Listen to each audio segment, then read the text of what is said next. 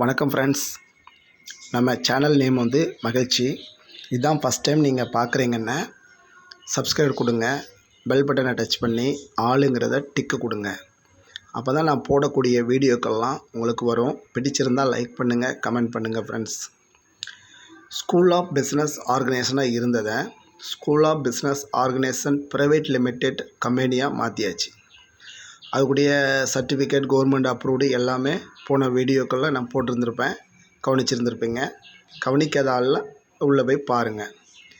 இன்றைக்கி நமக்கு evening 7 o'clock Shankar sir வந்து school of business organisation private limited கம்பெனியாக மாற்றின பிறகு முழு விளக்கத்தை இன்றைக்கி நமக்கு கொடுக்காங்க.